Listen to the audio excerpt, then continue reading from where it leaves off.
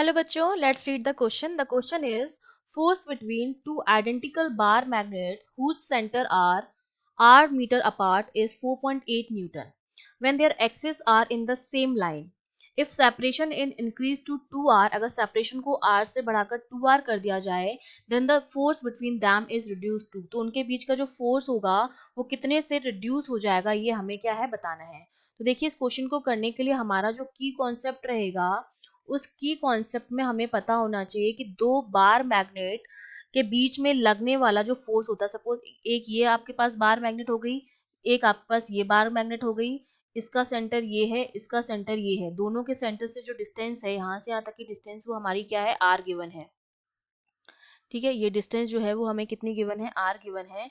तो अगर मैं यहाँ से इस डिस्टेंस को बढ़ाकर r से 2r कर दूं तो उनके बीच में लगने वाला फोर्स जो होगा वो कितने से रिड्यूस हो जाएगा, ये हमें बताना है. सपोज मैंने मान लिया कि इस वाले मैग्नेट का मैग्नेटिक मोमेंट m1 है और इस वाले मैग्नेट का मैग्नेटिक मोमेंट क्या है, m2 है.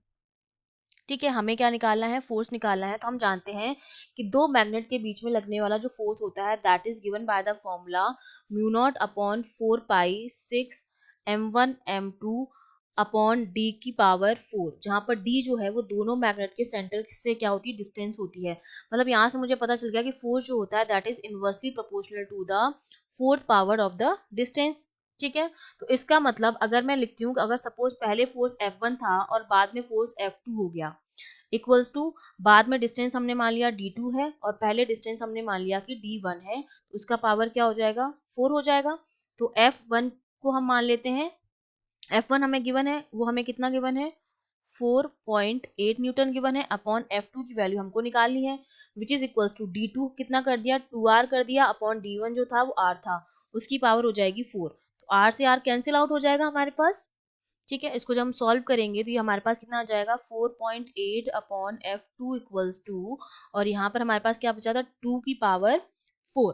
तो 2 की पावर 4 जो होता है वो आपका क्या होता है, 16/1. तो यहाँ से जब हम F2 निकालेंगे तो F2 की वैल्यू जो आएगी वो आएगी 4.8 अपॉन 16, जो हमारी आती है 0.3 न्यूटन के बराबर. तो हमारा जो फोर्स हो गया वो कितने से रिड्यूस हो गया, अगर हम R को 2R करते हैं तो फोर्स जो होता है वो 0.3 न्यूटन हो जाता है. That means D option is correct. I hope you understood well. All the best.